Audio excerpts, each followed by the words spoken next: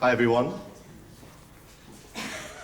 Thanks for coming along to this ERC info session. We're going to give you information about what the ERC is, when you should apply for it, how to write a great proposal, and we'll get some insight into the evaluation process of the ERC as well. So we're going to start with just 4 really short 5-minute presentations to introduce the ERC and to get a feeling for what each of our speakers is an expert on. And then the rest of the session is going to act like a roundtable question and answer session with different sections relating to different parts of ERC. So if you have some questions, we can field questions from the crowd. I've got some questions as well to lead the discussion. So I'll just start with a very brief introduction on what the ERC is and what we can do in the grants office. So the ERC, they offer grants to single PIs or small consortia of 2 to 4 partners to pursue a research idea of excellence. They offer grants of 1.5 to 2.5 million, depending on your career stage, and they grant an unparalleled level of independence to pursue your research. So they offer grants from a bottom-up approach, so there's no predefined topics. If you have a great idea, you can apply for ERC. Their main criteria is excellence, so that means they have an emphasis on groundbreaking ideas that push the state of the art. So what the state of the art is now, you need to go beyond it with an ERC grant. They like cross-disciplinary projects and proposals that challenge the boundaries between fields. So this means you want to be combining lots of different expertise and techniques. Their funding is portable, so you can research your grant to another eligible institute. Please don't. If you get it here, we're great. And it's open to researchers from any country, provided they carry out their research here in the EU. They offer 4 different types of grants. We have the starting grants for early career researchers, that's 2 to 7 years post-PhD, offering 1.5 million.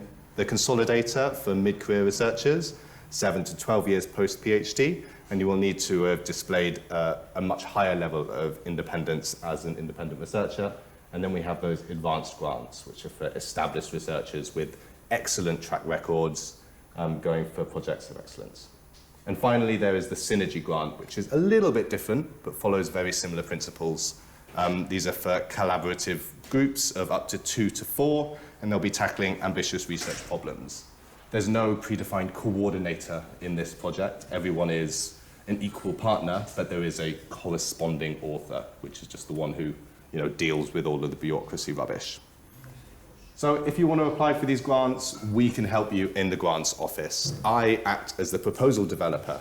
So if you want to apply for them, get in touch with me. I can give you help documents. We can have meetings to help plan a timeline, help see if your project fits into the ERC. I provide a proposal editing service. So while you're writing, you can send me your drafts. I can give you all of my notes and critiques on that. And I can also be, most importantly, your time manager, because these grants, they do require a fair amount of time and to stick to deadlines. We also have Carol and Marina, who work on the administrative support for Part A. They can also help you with budgeting. So all in all, we can help you do all of your aspects of ERC. So if you're scared of doing it, just come and see to us, and we can see if it's possible. I'm just going to hand over to Carol, who has something really quick to say, and then we'll carry on with our other presentations.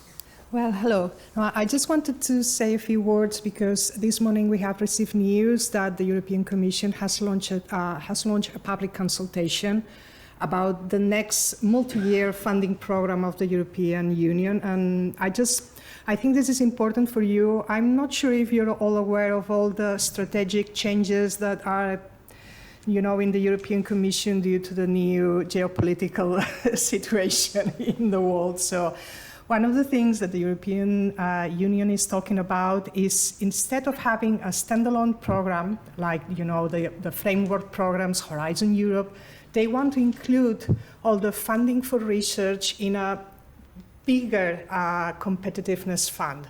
These are not good news for research, because this means that instead of having a separate budget for research, this will be into a bigger program. So more opportunities to have budget changes, less independency. So this public consultation, you will see that talks about this competitiveness fund. They are trying to know, what issues are more important in this competitiveness fund. So it's a very general survey, but it will only take you about 10 minutes. So I think that it's important that you have a look into it, that you answer it. You can also tell family and friends, because this is open to all citizenship. So we will publish this in the info recerca next week. But if you want to have the link, just let me know, send me an email, and I will send it to you. Okay? Thank you. Yeah. I didn't know, and I have to check, but with issues you mean topics, so they are kind of trying to know what are the main topics they do? No, it's more general than this. I mean, it's just saying, okay, this competitiveness fund should I mean, for example, there is a question about whether they should fund basic research. So it's really, really general. But, you know, I think it's important that we are all aware of these changes and that we contribute, you know, that we make a little contribution to this. Okay, well, thank you. Thanks. I'd like to welcome our first speaker. I think we'll start with Arnau, because he's closest. Arnau is the PI of the cell type mechanisms in normal pathology behavior group. He has received 1 ERC starting grants.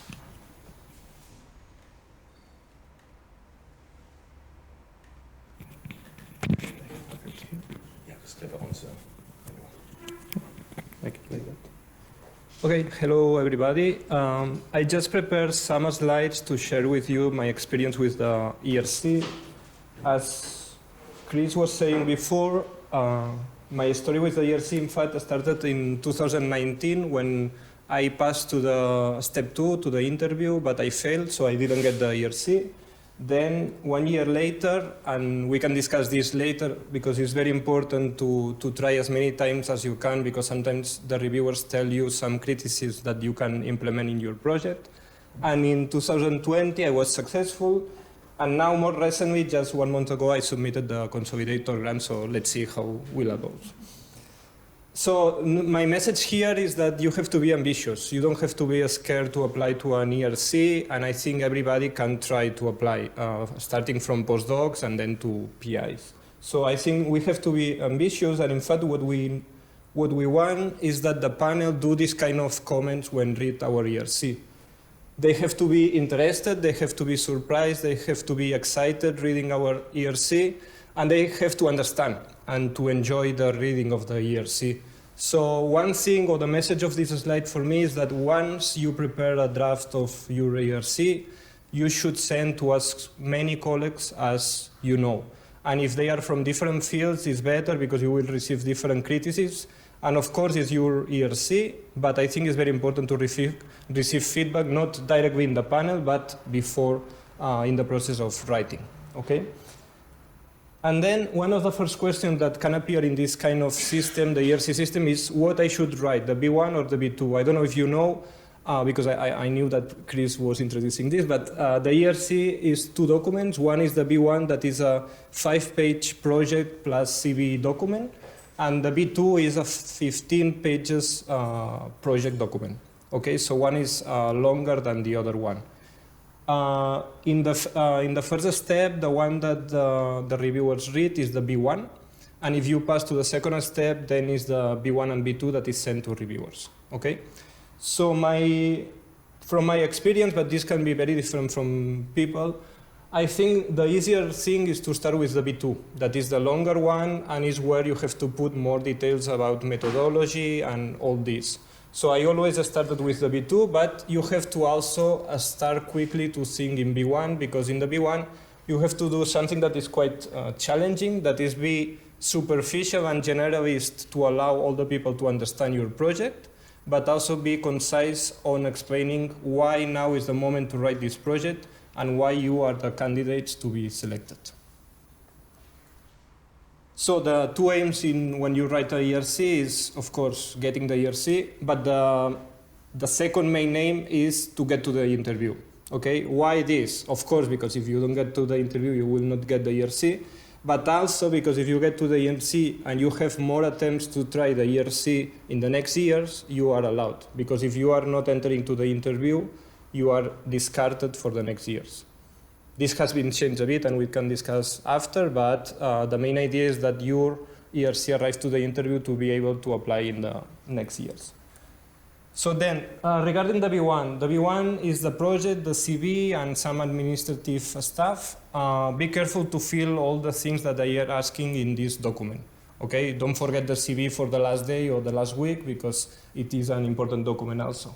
And then in B1, you should mention all the things that you think are important. Okay, don't say, no, I will put the mitigation strategy in the B2 and not in B1, because this can be a risk. Okay, so anything that is important should be in B1. Okay, because it's the critical step, as I said before. Then regarding the CV, now there is the idea that you have to do this narrative CV. That means that you have to explain your story. It's not only about impact factors and main publications, but it's how your contribution has allowed the field to advance, and which are the, let's say, the stronger points of your research career. Okay, and this is very important to identify them and to try to explain them in an easy way for the reviewers to understand. And then regarding the scientific proposal, I think besides being a groundbreaking idea or going beyond the state of art, I think the main question sometimes when writing this kind of projects is ambition versus feasibility. Okay? And I think this is a balance, and it's a balance that everybody that is writing an ERC has to think about. Feasibility, how you demonstrate feasibility. So you demonstrate with preliminary data or previous publications, okay? And also feasibility, you should be aware of how the field is to know if your project is feasible or not. And then regarding the ambitious, is something that is an error that you might do very often, and it's indeed in my first ERC that I failed. One of the criticisms was that I was proposing too many tasks and they had no sense in the aims of the project. So try to stick to your main question and try to just explain the techniques that will allow you to answer this question. And don't think that putting more techniques or more fancy techniques will allow you to get the ERC at the end. Okay? And then I just want to say three things very rapid. One is collaborations. Should we put collaborations or not in the ERC? It's something that we can discuss after, but the main idea here is that if you put a collaboration, you have to justify very well, and reviewers should see that this collaboration is totally necessary for the project, and that will help you. Okay? Regarding the budget, this is obvious, but I think every item that you write in a budget should be justified. Okay? Reviewers also analyze how you explain the budget and how you explain how you will spend the money. And then the structure, and here Chris and Carol can help you a lot, but the structure is the typical of describing work package, deliverables, milestones, and all this. And it's very important to put a work plan, to put a strategy of how you will see your team doing this project and all this. So there are different items that, as I say, here Chris is helping a lot, but there are different items that is like making checks. So if you put them, it's better for your application. And then just a final slide on my opinion on how we can increase ERC grants in our institute. I think, of course, we have to convince researchers to apply to more ERCs. The more we apply, the more ERCs will arrive to the institution. The second thing, I think we have to get support, and I think here Carol and Chris are doing a good job, and I think if I compare with 5 years ago, this has been improved, and they helped you a lot in writing this kind of ERCs projects. And then the third thing I think is that the institution has to have a policy of bonus or incentive for motivate the people to apply, to give some bonus if people are getting, for example, to the interview, and of course if people are getting the grant. And I think with these three things we will convince more researchers, not only from the house but also from outside, to apply to the ERC here in our institution. Okay. So.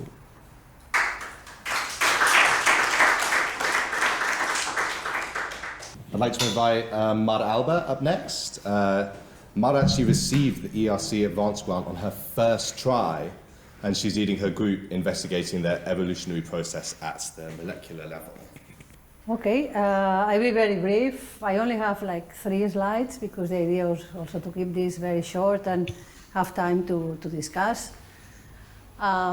So yeah, as Chris mentioned, there's different ERCs. I applied to this one, and it was my first time. I waited quite a lot to apply it, so I worked quite hard on the application and the project.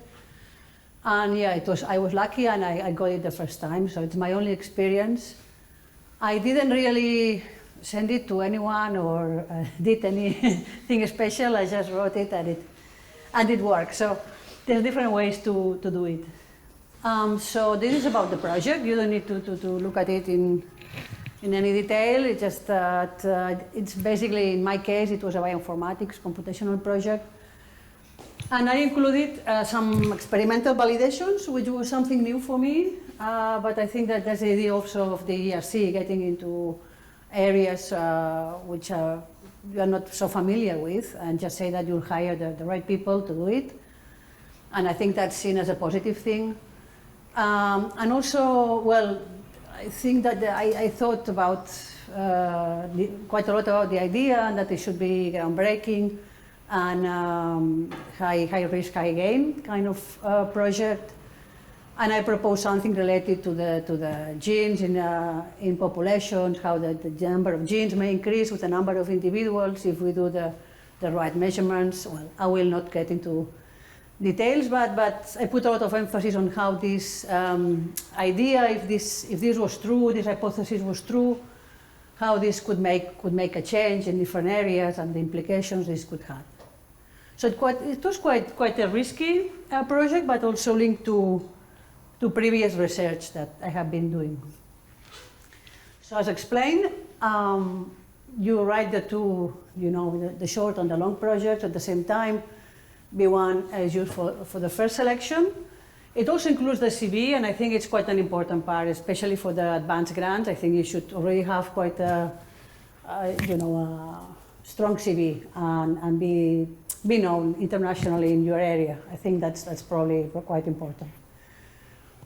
And then if selected for this B1 by the panel, in the panel many people don't really know your area of expertise or your project, so they really need to understand it from what you write and appreciate also the CV, understand that you have a role in your area.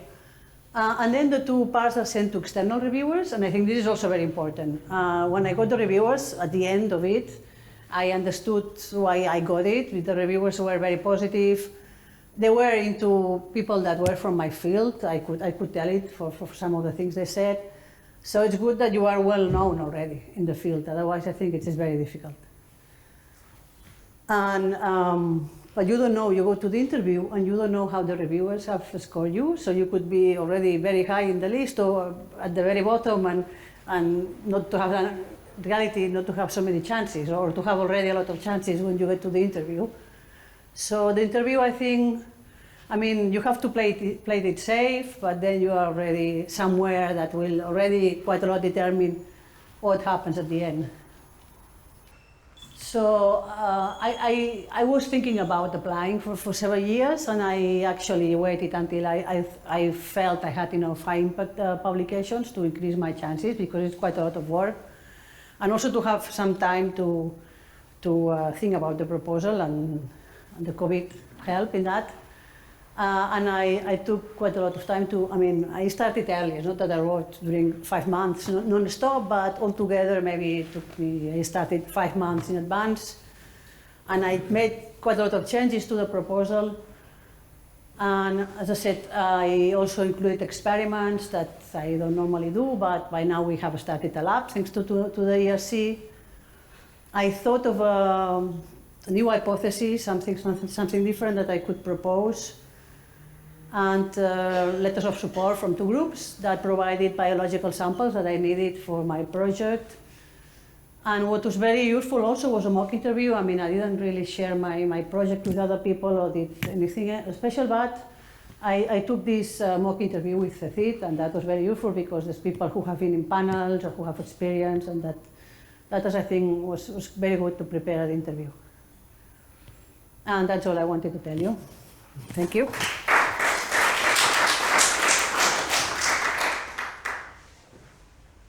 Thank you, Mark. Finally, we have Jaume Madagat, who's the leader of the Recicor group of the Girona Art Registry. He's evaluated with ERC for years and is on a starting grant panel. Yeah. Is that right? Yeah, so hopefully we'll get some good insights into the evaluation process. Okay, thank you very much. Well, I'm going to provide a view from the other side now. So now we have two grantees. Now I'm going to explain what happens in the other side, the evaluation procedure. I think that this is, I was in panel LS7, Life Science 7. There are 9 panels in life sciences. There are three areas. Let's see. There are 3 areas. One is life sciences, physical and sciences and engineering, and social sciences and humanities. These are the 3 main topics covered by ERC. And you have to decide in which you get the better chances to get funded. Okay. There are 9 panels in life sciences, which is the best I know, and you have to be very careful in choosing the one that fits the best your type of research. I think that this is a first approach that I was going to give this morning. Well, they are evaluating excellence, strictly excellence. There is no trick. There is no bypass. Excellence, exclusively excellence. So that means that you have to bring up some groundbreaking idea that has a potential impact in real life. Okay? They do not like very much increasing knowledge. Just increasing knowledge is not a topic for a priority for ERC. Well, groundbreaking nature of your project means high risk, high gain. They are very willing to invest lots of money in projects that are risky. They know that perhaps for every 1 million euros they invest, they will only 1/10 of it will produce something valuable. So don't panic if you have something that is high risk, high gain, but the gain has to be granted. I mean, there must be something at the end of the procedure. You cannot sell smoke, right? So, potential impact, groundbreaking nature, and scientific approach, excellence. So you have to be up to date, you have to be very knowledgeable, you have to show your knowledgeability about the topic you are covering. So this is one point that you have to be very aware of. And you are also judged as a person, as a researcher, as a scientist. And this means to show your intellectual capacity in the discussion of the topic you are presenting. And typically this is reflected in the groundbreaking nature of your proposal. So show how smart you are in how you write the proposal. Second, you need to be creative. The more creative you are, the more chances you get of being funded. So don't try to repeat the same questions that have been asked in the last 5 years. So just try to find a new question, try to make some kind of way around the problem, and to introduce a new way to see it and to ask a new question. Remember that already we have 14 Nobel Prizes among grantees from ERC. So this is for people that is really excellent. 6 Fields medals and 11 Wolf Prizes. So that's meaningful. So they really want very, very competitive people. But now let me go into the one detail that you probably ignore. Is the number of proposals that are being presented over the time. So this covers 10 years. This is the first year, 2014, and there was a jump in the number of proposals, and now we are steady in the pink columns. These are the 9 panels. So we are around 1,000 proposals within life sciences. Okay, and this is probably too much. It is too much because the success rate is this one. It's a bit more than 10%. So, but this doesn't mean that you have a 10% probability of being funded. This is the a priori probability. Probably, see, if you are very good, your chances are much higher than this. So just don't panic by the figures. The figures are as they are, and they are cold.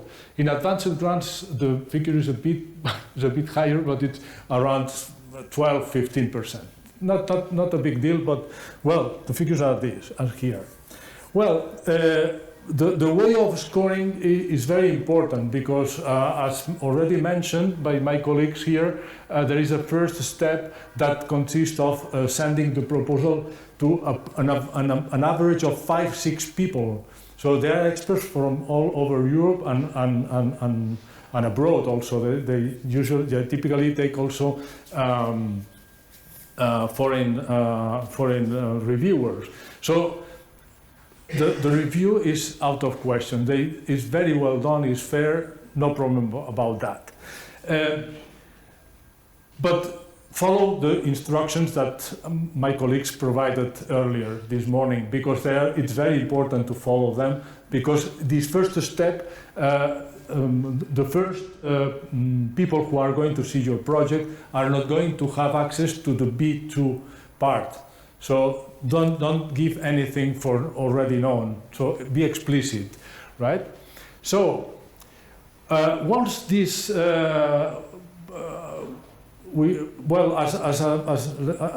a panel member, we have a commitment of 10 years. So they want us to have experience and be trained in the procedure of evaluating. So the first part consists on a presential meeting in Brussels, and we have all the information, and you have to decide who goes ahead and who doesn't.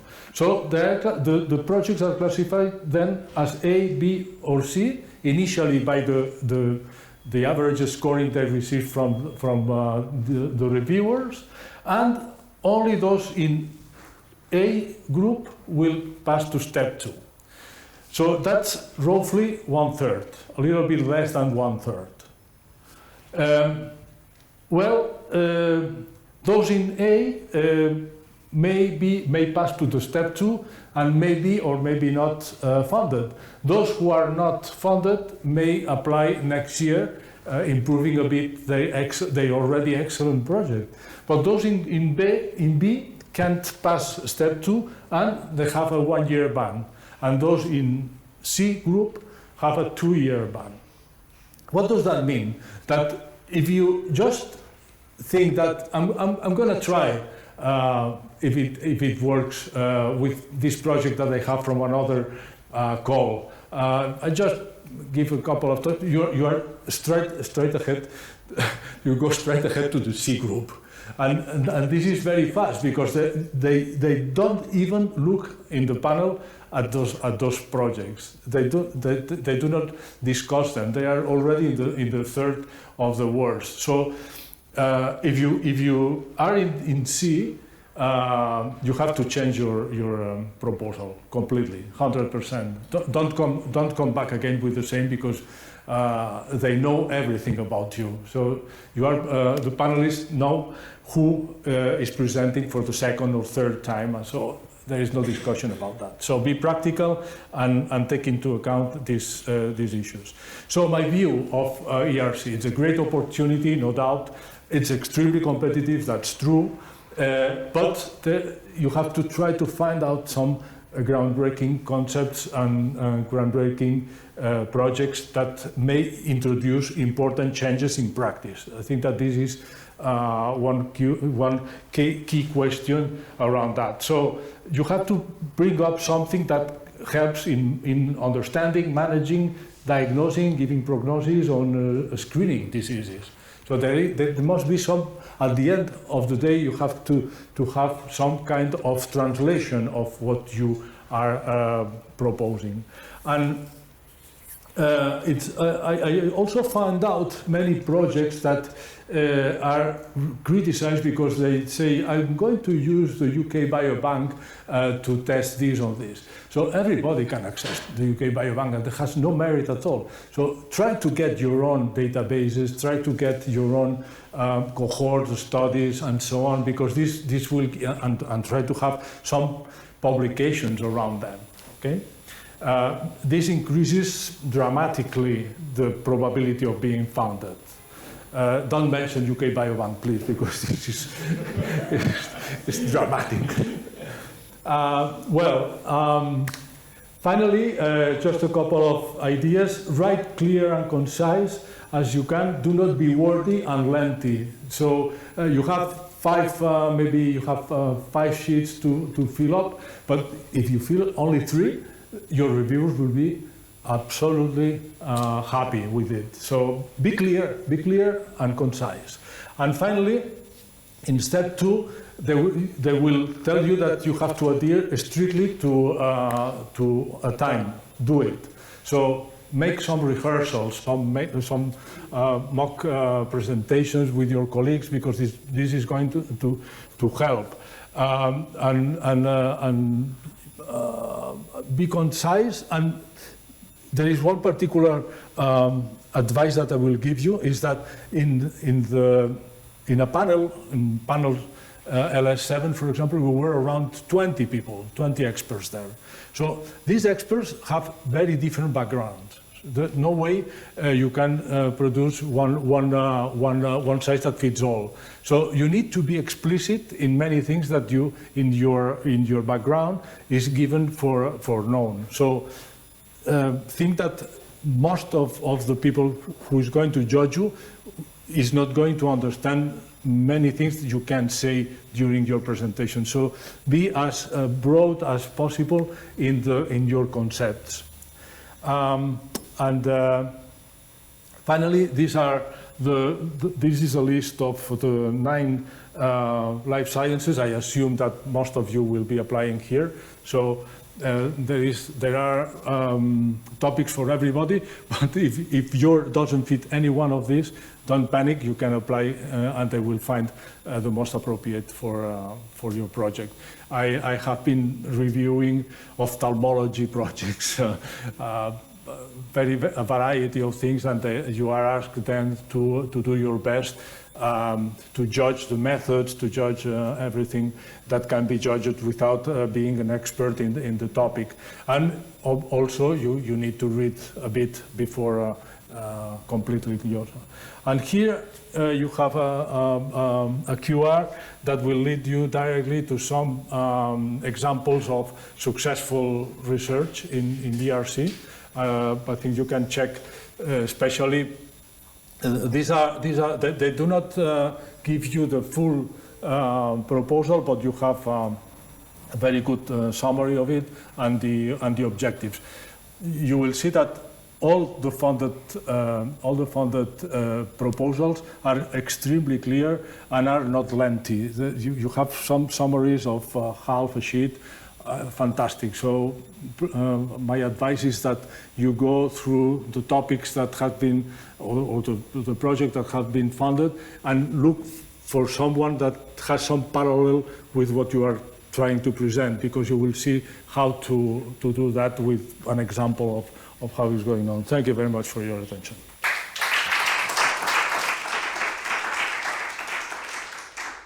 I can invite Ma, Jaume, and Arnau up to the stage. We can start our discussion.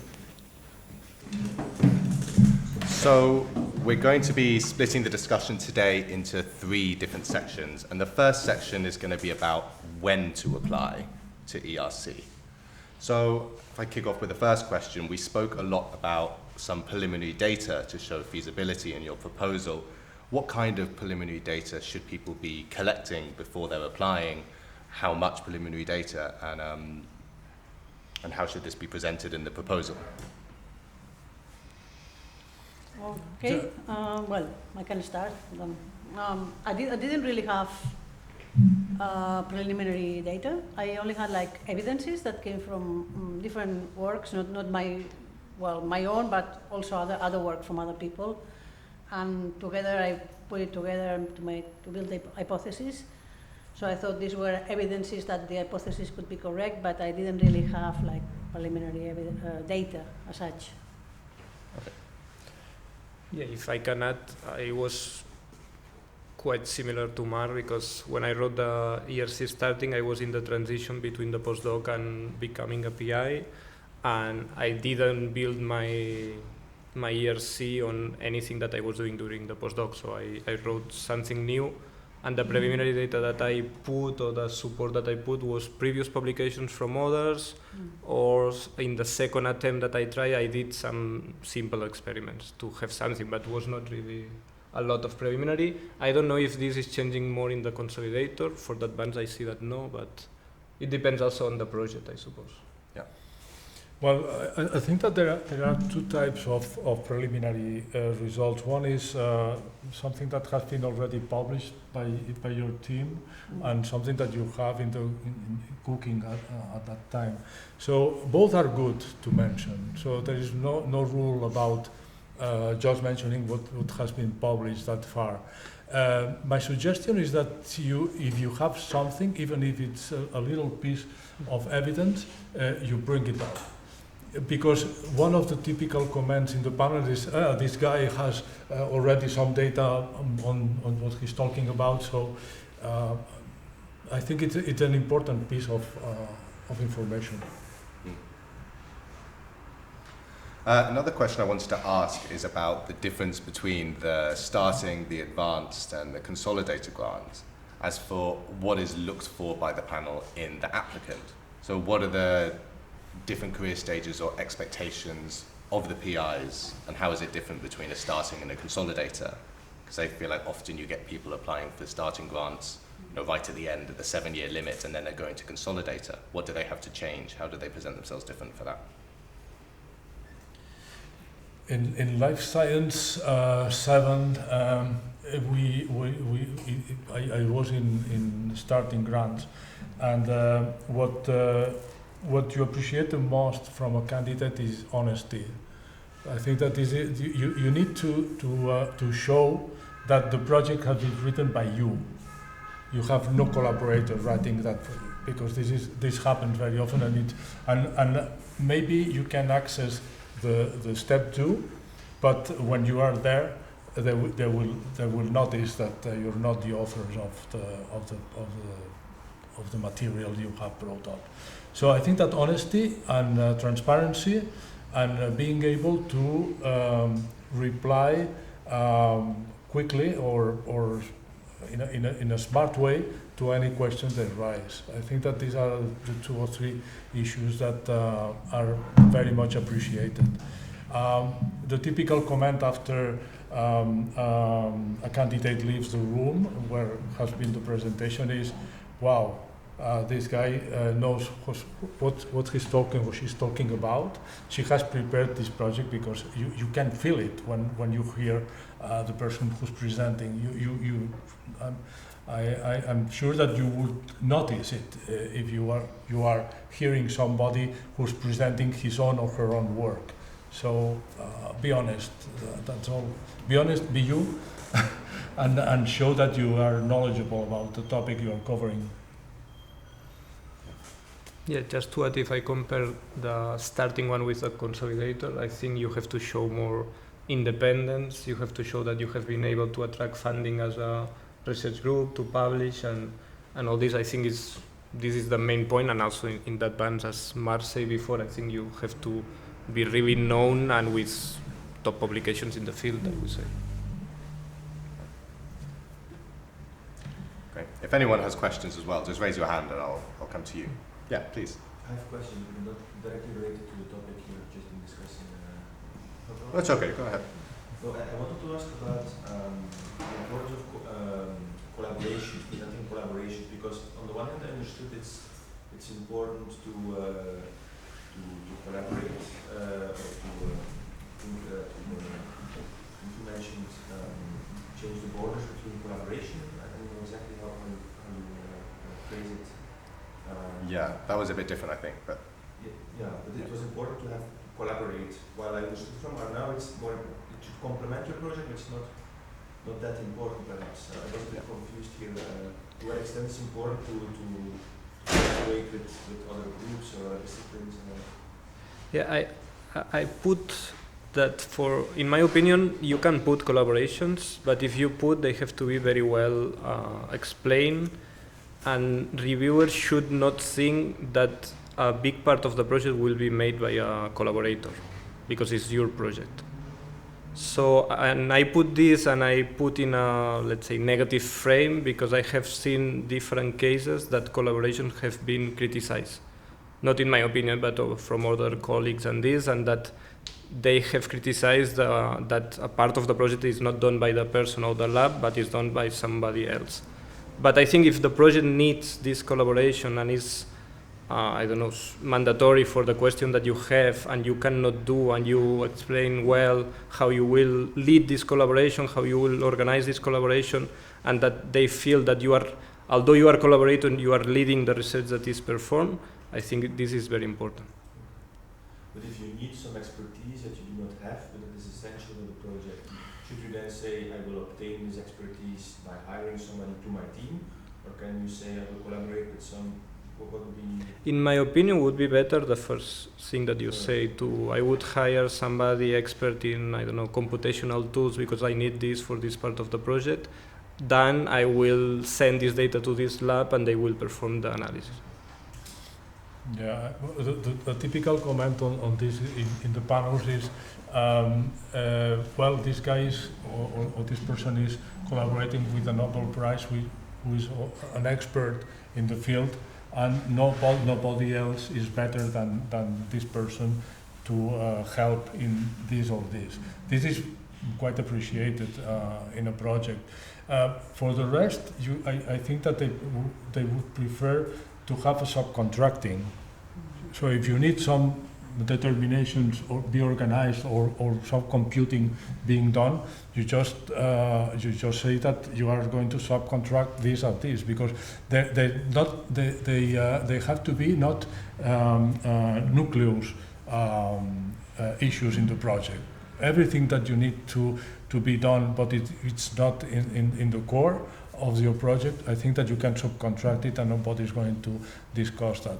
Collaborations are appreciated if you are collaborating with an excellent investigator that has a very high command of the topic that you need the collaboration, provided he's not or she's not going to do your job as a researcher. I think, yeah.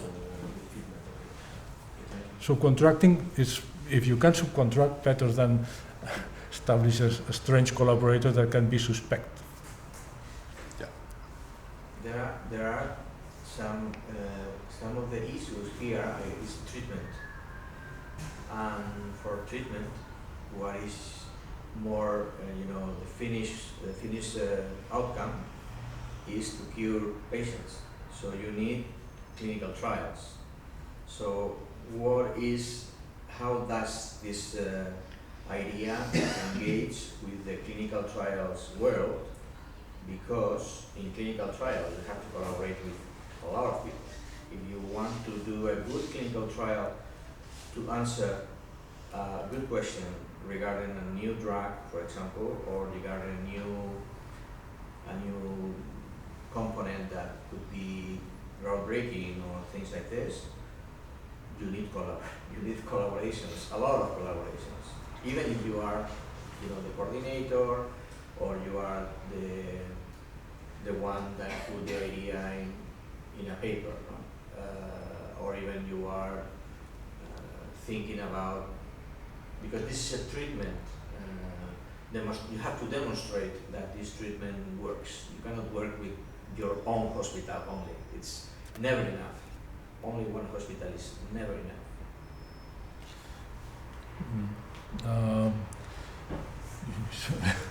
Well, clinical trials are very welcomed as a topic, but I would advise just to be careful on the drugs you're testing, because if there is the feeling that that drug can be commercialized by a third party, then for sure you're not going to be granted. I mean, this is a difficult. I understand that you can develop a strategy, you can develop a new approach to the disease, yeah, a combination of drugs, but drugs have always a third party with interest, with competing interests sometimes. No? I think that in general, clinical trials are welcome. But just make sure that the drugs you're going to test are not in the interest of a third party, because then you probably you have your chances to be funded drop a lot. But I have seen strategies being put forward and very well explained and tested in a clinical trial. So maybe if you are talking about, I don't know what you're talking about, but maybe you are combining some drugs that may have a better chance of curing than the single drugs or separately. This probably would be successful, if provided that the idea is new and hasn't been brought up earlier by others. But I think they're very welcome. Just be careful with the drugs. That's my advice. Thank you.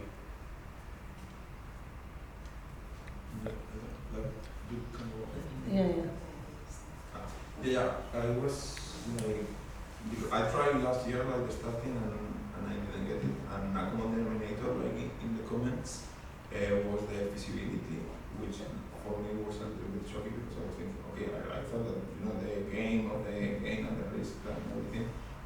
But then I also had the chance to speak with some of the panelists, and they told me that the feasibility is a super big issue because all the projects are super good and all are risky. So then, it's maybe what you were saying of the gain, now the gain is going to be a function of the feasibility a little bit.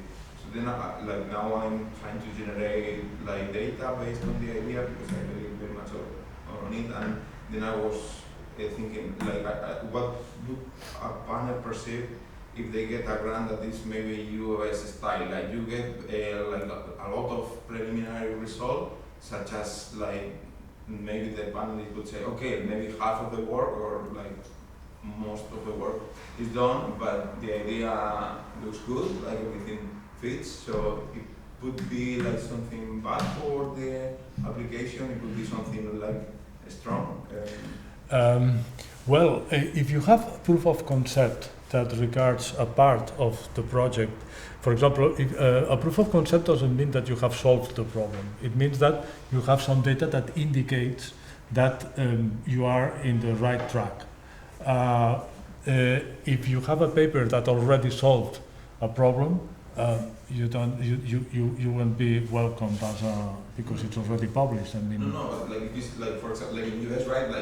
Basically, you submit the R1 with the paper written, and then you just put the figures there. Yes. It's not published there, and then you try to dance with the publication time and the grant. So I don't know, if really you show a lot of preliminary results that solve the issue, because for me, I present some preliminary results, but it looks like they were not enough, or they were not strong enough. So and then for me, this proof of concept becomes a gray zone that I don't know if it's gonna be person dependent, or because of, the drive I feel is okay, let's work more on this, and I'm gonna try to solve it. But then I don't want to be at the other side of being able to apply for the grant. So I wonder, did you see some cases in which the preliminary results were really very abundant and very complete, and if that like had a negative impact in the application, or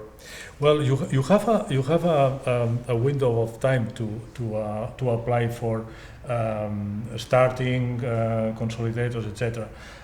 If your time is going, so perhaps you have to precipitate the proposal. You have to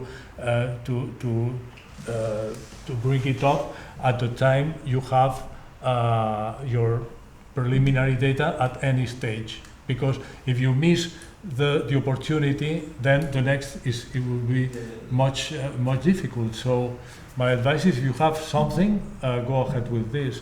The better is what you have, the better for the project. But you don't need to have a Nobel Prize to apply. So they understand that you are on your way. like, Professor, like, do you think is there an amount of preliminary results No, that's no, bad no, for no. the project? No, like you put them No, the more.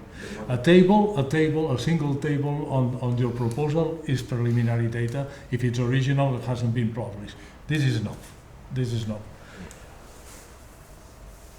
Yeah, because I guess you would also have to balance it with the proposal itself, because the more preliminary data you have, the less space you'll have to be able to describe the feasibility of your project in terms of your methods, in terms of your risk and mitigation strategies that should be very detailed and really be breaking down any sort of risk which would show your feasibility as well.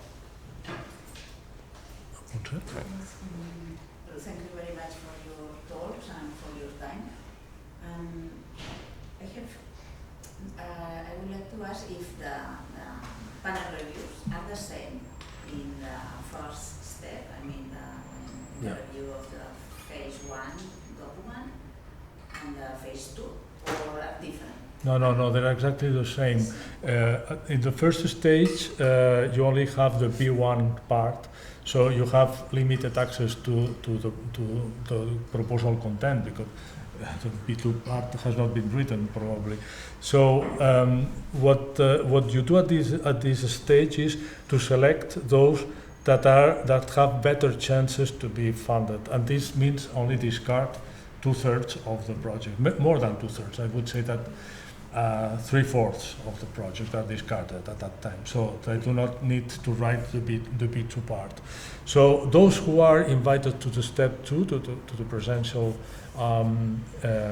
contact, are approximately 200, sometimes 180, something like that, because this is the capacity that the system has because we spend there 1 full week hearing more or less 30 persons per day. So it's a heavy-duty task. You are there for many hours, and people is explaining their projects, and it takes a long time. But the panel is exactly the same, and this is for reasons of opportunity. They already know the projects from the first stage, so there is a logic here that they keep there.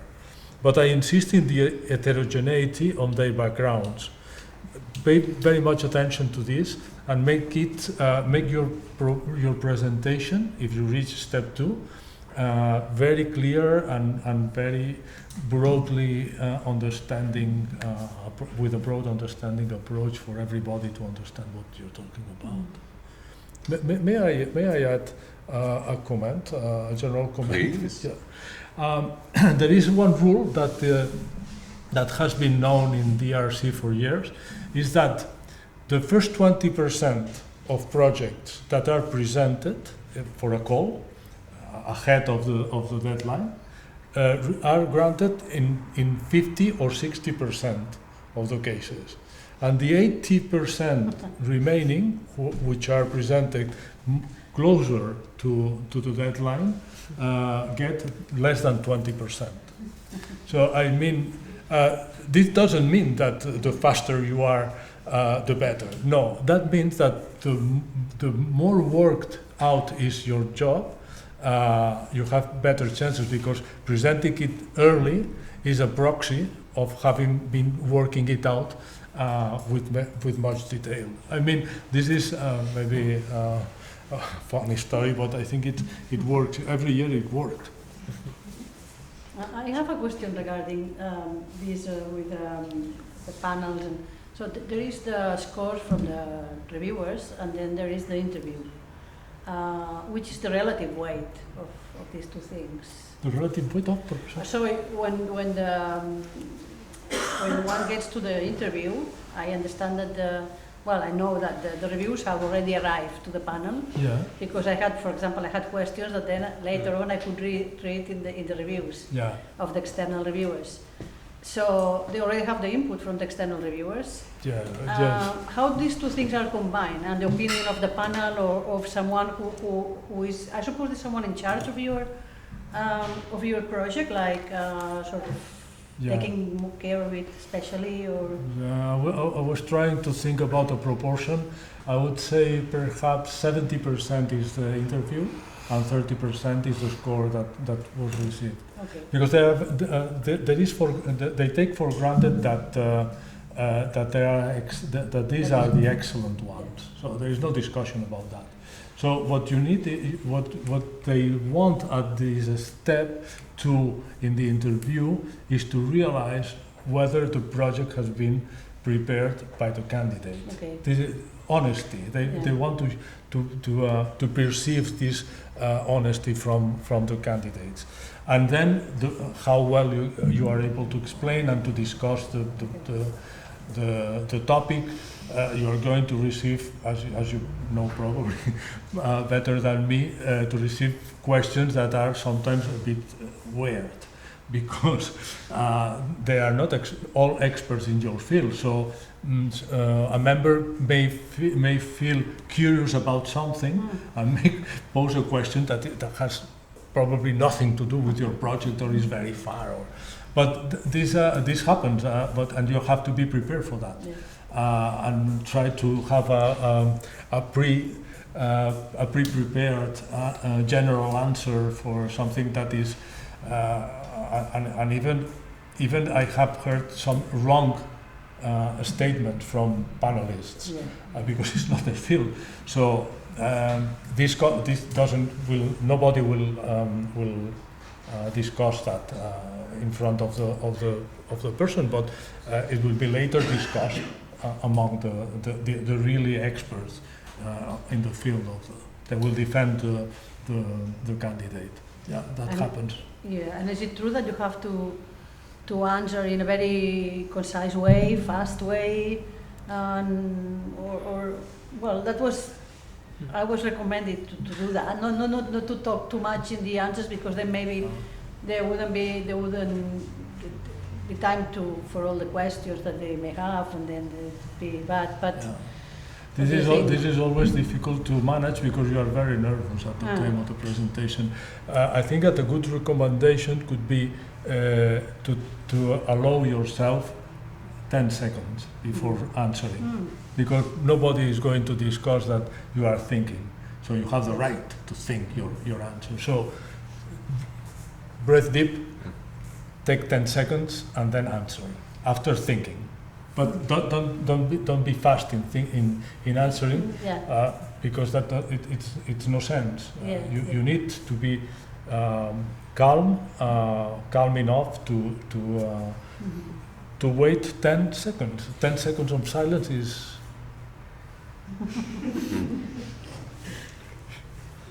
Okay, you made a good point. I'm going to provide some information on that. So that gives you an aureola of being knowledgeable. I'm making some fun. I'm sorry. No. It's a good idea. I mean, it's It's beautiful. Like in practical terms, because when we were preparing this, I was told that it was a good idea to start writing B2 and then B1. But then, after I failed last year, I had, as I said, the opportunity to talk with some panelists, and they told me, okay, actually B1 is the one that we use the most, because we have some time constraints, and then we use B1 and then we go to B2 for specific projects and for specific details sometimes. So maybe it's better to focus B1 and then work upon in B2 most in those things that you think could be most sensitive. And it really, I think it would have changed a lot the way I was approaching like writing this. So what do you think is the best? For me, I already say that for me it's the opposite, but this doesn't mean that your B1 will not be well prepared. So for me it's easy to start with B2 because, I don't know, you explain the methods and you are longer, you don't have space constraints and this, and for me the first draft always has been something like 2 pages or 13 pages or something like that. And then from there I try to build the B1. And then maybe from when I have the 2 drafts, I dedicate more time to the B1 than the B2 to prepare really a good B1, because the B1 also is, as I was saying, the critical step to pass to the interview. So, but it's very personal. I think you learn also by doing, and if you think that from your experience last year, maybe you will focus in B1 now, it's good also. I mean, it would be interesting to know if reality is that they are mostly using B1. Or I don't know if this is a fact or this is just there's something of people like us. Does this mean in the second stage of the evaluation? Right. Yeah. B1 can be more a general approach without missing any important item that you cannot let for B2 important parts of the project. You have to mention them clearly if they are absolutely necessary to understand what's going on in your project. But I think that you need to stress the writing of both. I mean, there is no priority. I think you have to do an excellent work, and it has to be reflected in what you say. Yeah. I think I probably wrote B1 first, then B2, then went back to B1 and improved it, changed a little bit so that it fit very well with B2.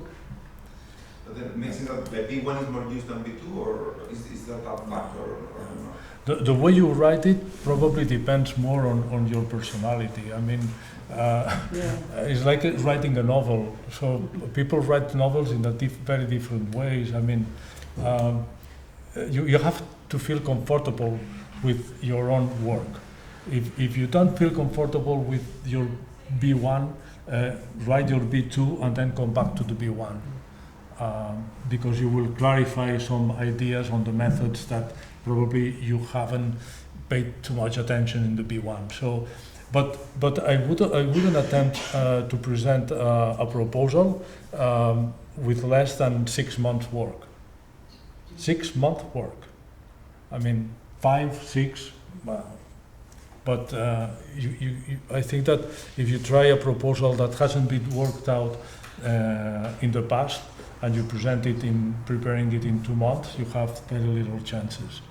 So going from B1 to B2 and back, finally, if you start with sufficient advance, probably will become something that natural for you as a writer of the project.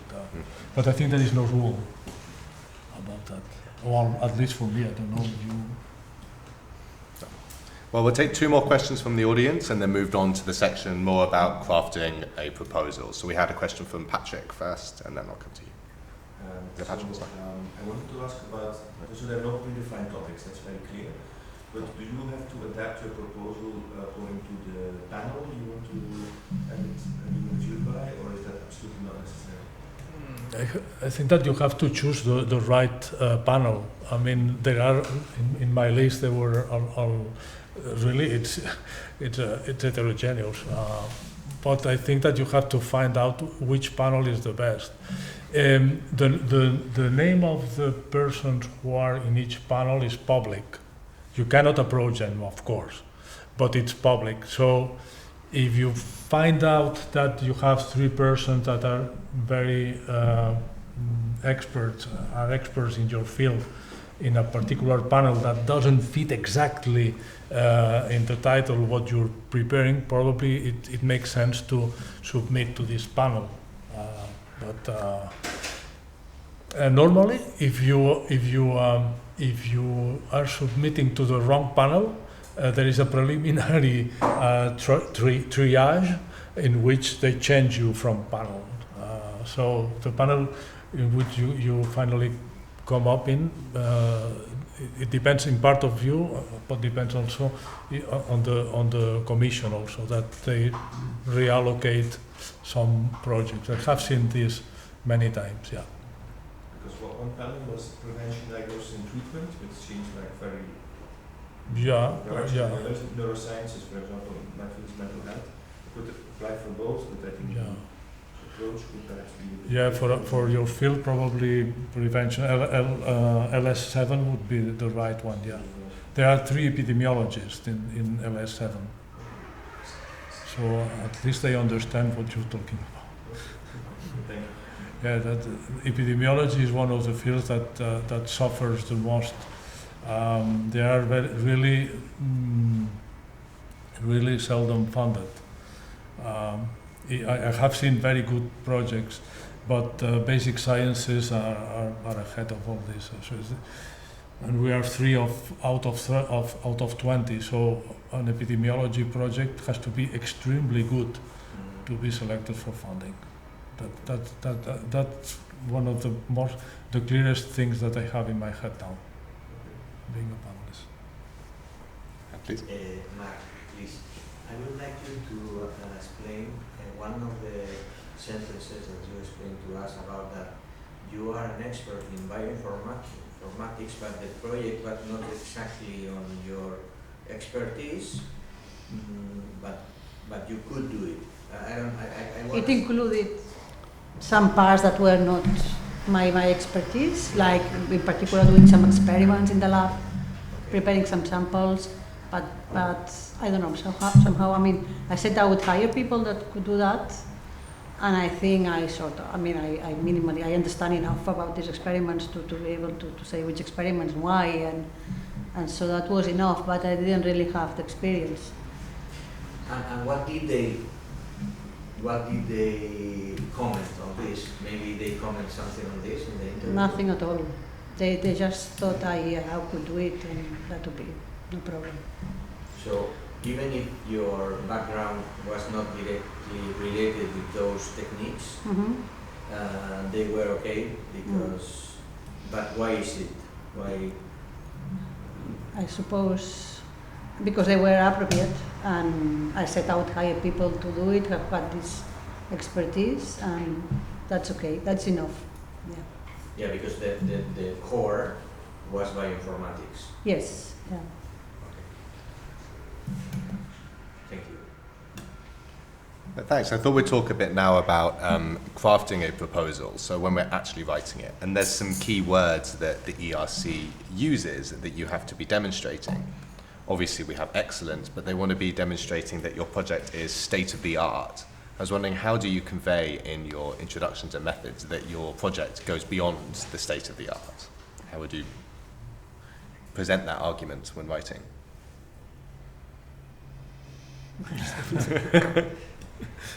I think, I think it's very personal and depend a lot on every person and every project. What I have been doing in my proposals is to summarize more or less what I think are the key points that are important to support my proposal, but then highlighting in a section that can be seen as hypothesis or as a message of the project or whatever, highlighting what I think is new or novel that this project will bring to the field compared to what I explained in the, let's say, in the introductory part. But I think this is very personal and depends a lot on the field also. Yeah, I think it's more of a, I don't know, it's a narrative. You just explain it, and you have to make your case. They have to define why this is a new idea, what did you know until now, and there's new evidence, and this evidence points to something new, and why, and that this would be the implications of this, why would this be important, and how it can be tested, and that you are going to test it. And you explain it as, a little bit as in a book. I mean, it's quite, I mean, I think writing it well probably is also an important point, and explaining it in words that everybody can understand, everybody can feel that is important, that is a new idea and why, and that it makes sense. Yeah. there is one issue that is often examined in the proposals, is that how recent are the papers you are referencing. I think that this is a very important point. Don't miss the last 4 months, 5 months, 1 year important papers in your field. If you miss them, the panelists will notice because they look at that. We look at that. So the reference are more than 2 years old. Well, that's not up to date. So, I mean, this is very easy because you just have to look at the literature, the scientific literature of your field, and make sure that the day before you are submitting, a very good paper has came up, and you have the chance to mention it because they will appreciate that in the panel. I think that this is the best way to show how up to date you are in your proposal. I mean, there are others obviously, but I think that this is one of the main, and it is always examined. So they also look at the order of the authors in your papers, because you have to show that you have been independent from your mentor. Especially that applies most of the time in the starting grants, but in consolidators and advanced grants is not that important. But in starting grants, it's very important that you should have some papers on your own without your mentor.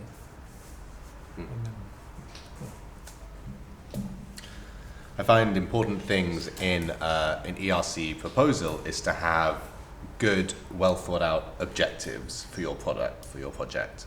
I wonder if you could give us some insight onto how to present your objectives, and maybe also talk about what SMART objectives are and how they can be presented. Yeah.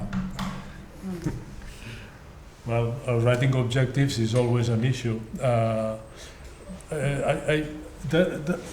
have 2 comments I think that can be valuable here. One is no more than 4 objectives, no more than 5 objectives, no more than 6. Strictly necessary. I don't know how many, but strictly necessary. It's not an added value to have 20 objectives, no, because you are turning your project into unfeasible, because nobody is going to believe that you are able to answer 20 important objectives. No question about that. So the advice is, well, a typical comment in the panels is, this is not feasible, because there are too many objectives, and if they are not very properly explained, then you are out. So I don't know if 3, 2, 5, 7, I don't know the number, but more than 5 objectives is regarded always as let me see. It's like there is no way around about that. So, and be very, very much concise. So you can write a general objective, that's typical in science. My approach is resolving this and this and this. Okay, that's clear enough. And then your specific objectives, 2 lines, maximum 3 lines.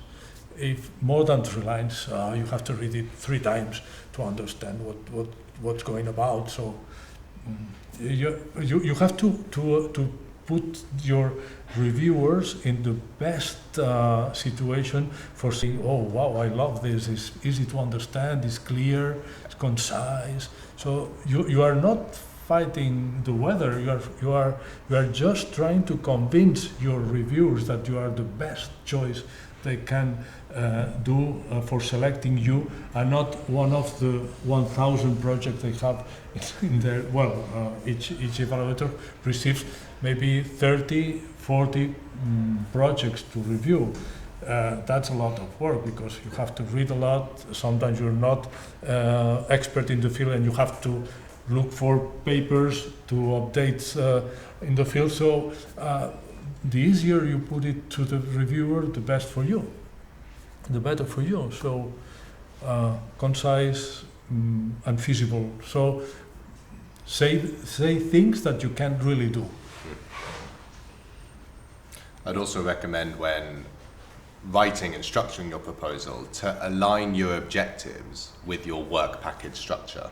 So that, say, your objective 1 could correlate with your work package 1, so that if your reviewer is reading through your B1 section, it's all logically organized in their head, making their lives easier and giving you more chances of being funded, I think. Yeah, I agree. I wanted to talk about the abstract as well in an ERC proposal. I was actually talking to a reviewer recently who said that he has given a bad score to a B1 purely on the abstract alone, which might not be good practice, but what should the abstract of an ERC proposal contain? Because it's definitely different to the abstracts which everyone's used to writing for papers. Have to make a recommendation about that. Yeah, okay. I have seen abstracts, two-page abstracts and a half or a quarter of a page abstracts, and sometimes the difference is not that big in the concepts that are included in the abstract. So what does I come back to the reviewer affair? So what if you are a reviewer? The first thing you do is to read the abstract.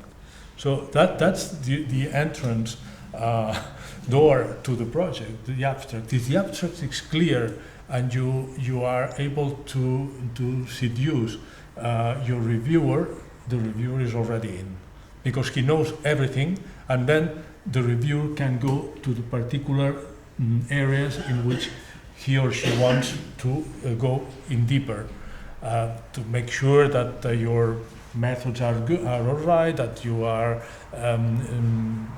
sufficiently able to do this or that. So my it's the same that with the objectives.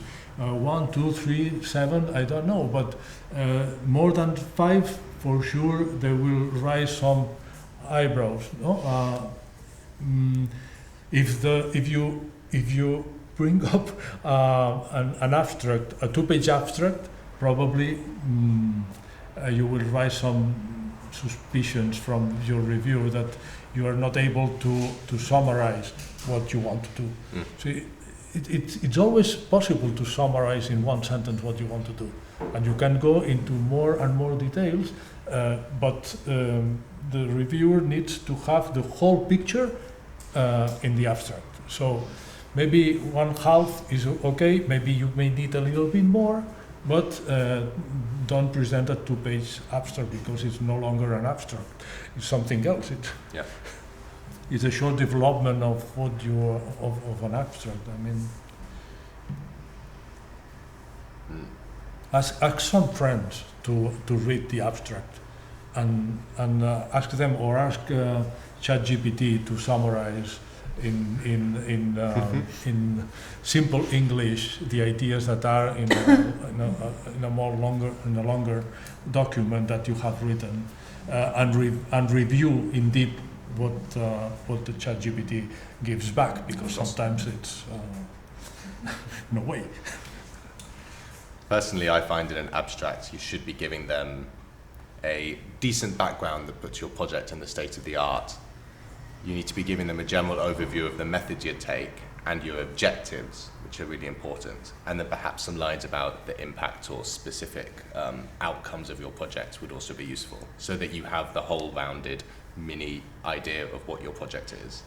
I've seen people even mark these in sections, being introduction, methods, objectives, so that it's really clear, and other people just writing it in prose, so however you really prefer. But, yeah. I have a question. I wanted to talk about risk and mitigation strategies, which are really important in writing your proposal, and how you should be presenting these and what you should be assessing as risks in your proposal. From what I have been trying, I always put risk mitigation at the end of every objective. To be specific for the objective, and to try to identify what can be more risky in the objectives that I am proposing, and to try to give, not only say that I can do it, but try to give some alternative if what I am proposing is not working, which is also I think, good as a mitigation plan. And as I said before, it's very important to put this also in the B1 part, because sometimes we are forgetting, or we put something very general, but this can be critical for your evaluation in the first step. Yeah, I guess, well, I did it a little bit more general, I think, at the end, if I remember well. But yeah, it was more about, well, if the hypothesis is not true, let's say, because that's risky, then there will be other gains in the project, and these are also, worthy. So it was more in this, quite general, in my case, I think. I totally agree. Yeah. But the only thing I could add is don't be exhaustive, because then you will give you are giving the image that is too risky. No, I mean, but the typical issue is what if I cannot get enough sample size? What are my alternatives? This is important. What if my, I don't know, my calculus fails? Well, this is irrelevant. You will solve it when it rises. But I mean, 2-3 items used to be sufficient to bring up the security in the reviewer that you have considered the most important things that can happen. Yeah. That's the only thing. I also wanted to ask about the difference between B1 and B2, because in B1 and B2 you have to be presenting your methodology to both, but obviously B2 is a much longer document where you'll be giving much more detail. What sort of detail should we be going into in our B1 sections to still give a picture of a complete proposal, but without going into such depth? I find this quite a difficult balancing act when I'm reading proposals.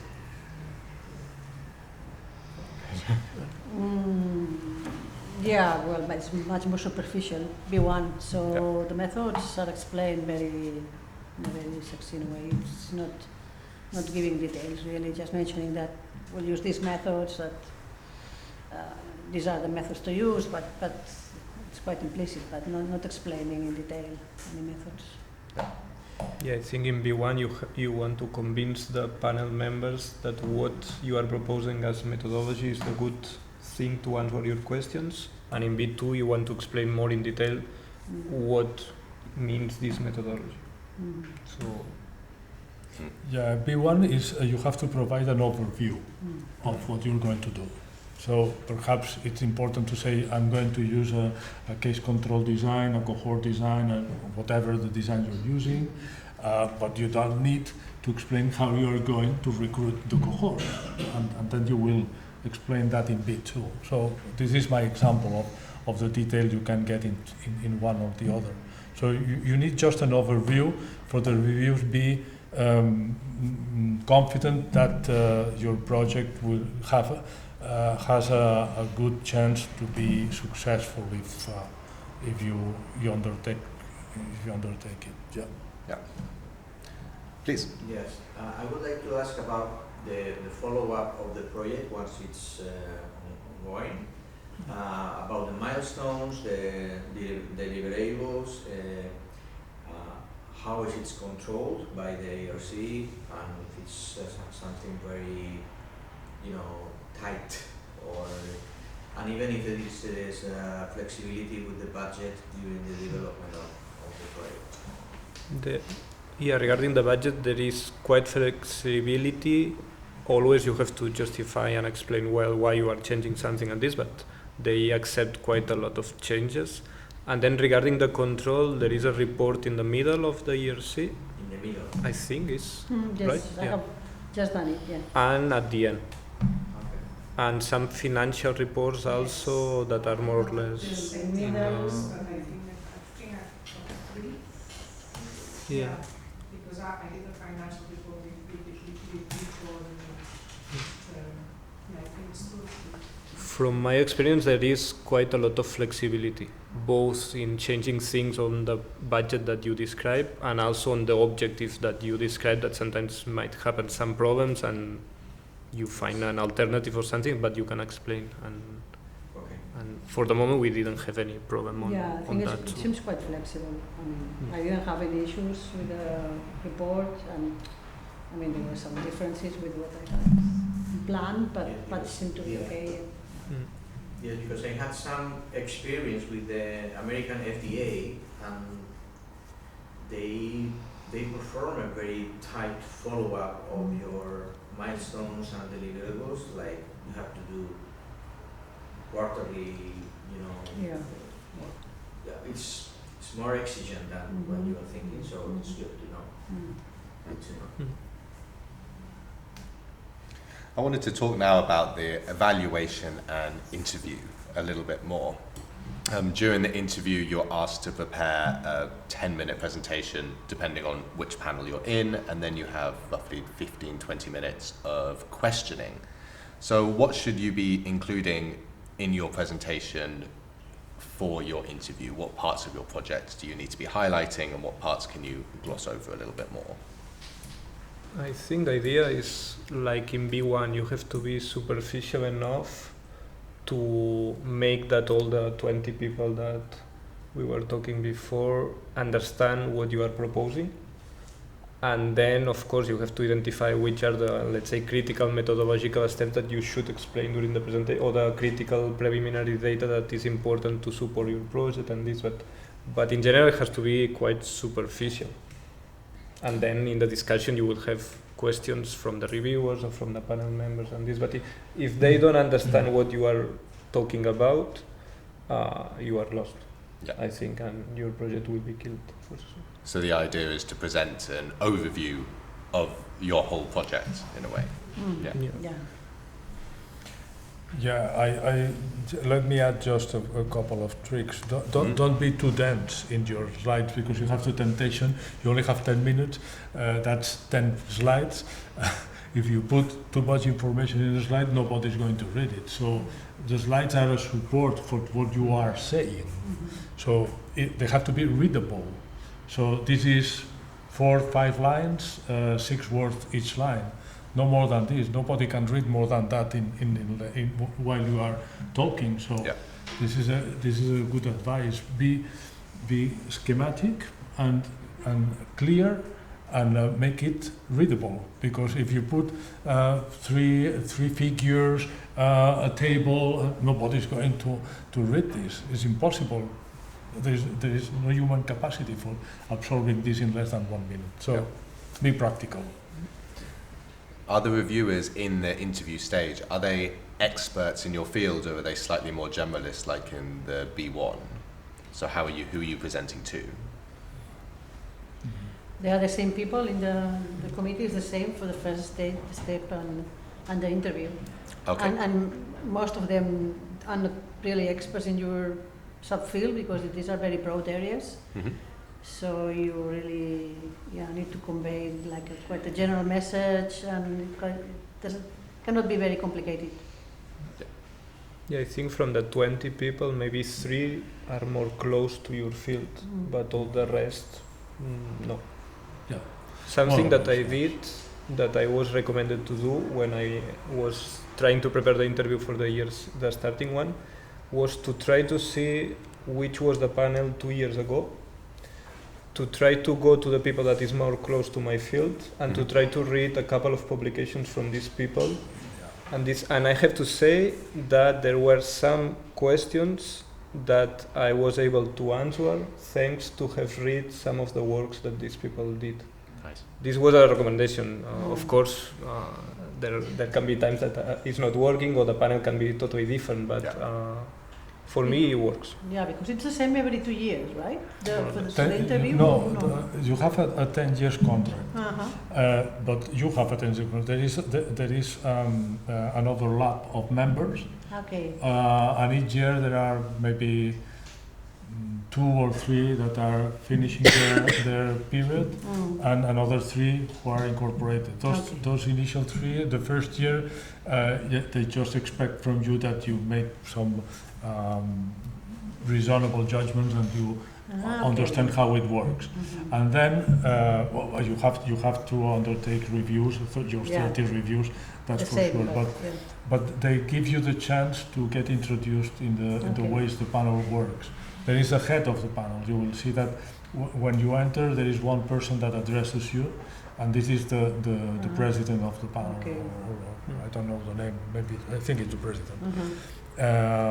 And this person, who is rotating every year, changes, but it's irrelevant because they just introduce you to the rest of the panelists. Yeah. And then you get questions from only like 2 or 3 people. How is this decided? Who is going to make it? They assign the projects to the most closer experts to your field.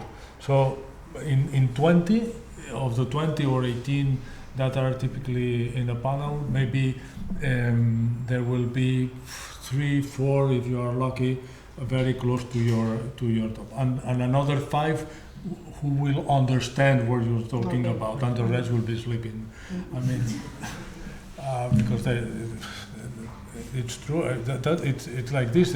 It's not that it's wrongly designed. It's designed in the best way to optimize the knowledge of everybody. But then it must be difficult to decide which projects to really grant because of the very different expertise. So maybe you had some people in the panel that understood your project and value it, but then for another subject there will be other people trying to promote another project and how to really then do the external reviewers then make a difference or not necessarily? Yeah, the problem is that the selection is done by the 20 persons, not by the experts. Okay. Because the view of the experts on a field can be very optimistic about the project, and say, hey, this is a very good project in my field, so on.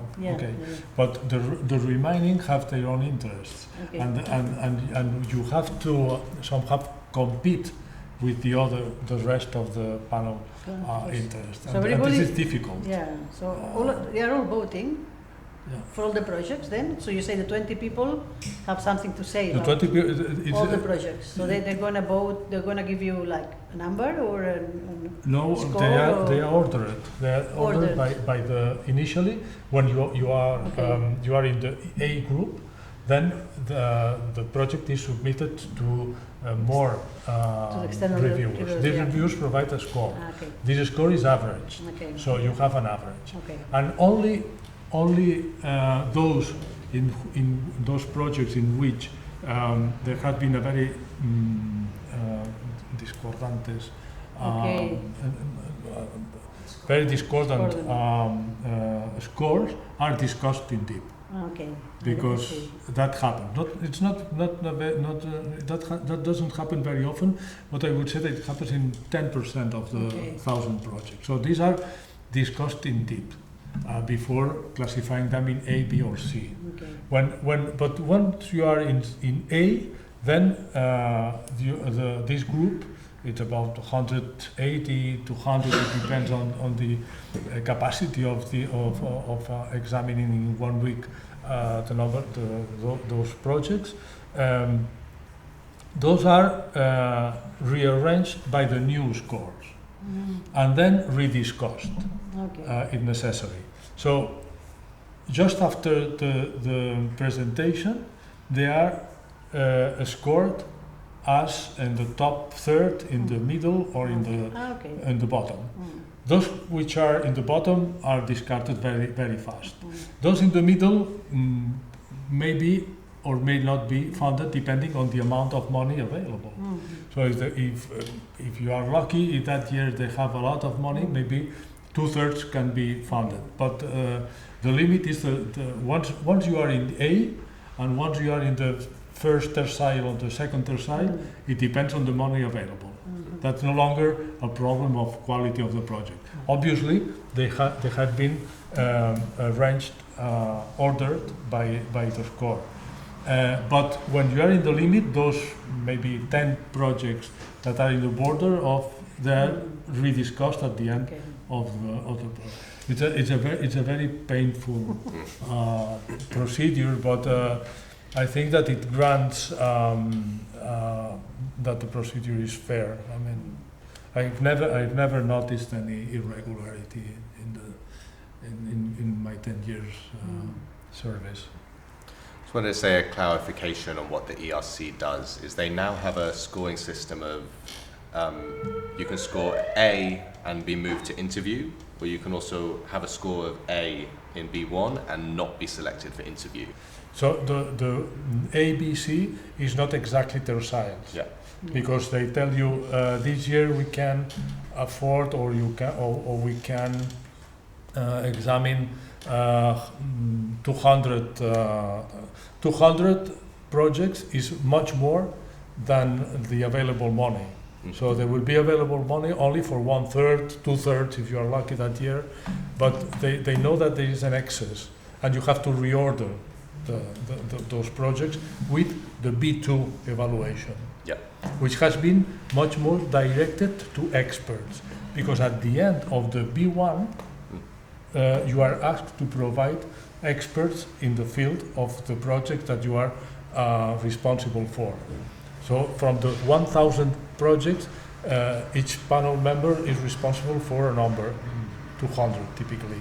Yeah. So from those 200, normally you will have 50 that are being invited, or maybe less. Yeah. And you have to provide new reviewers for the second part, for the B2 part.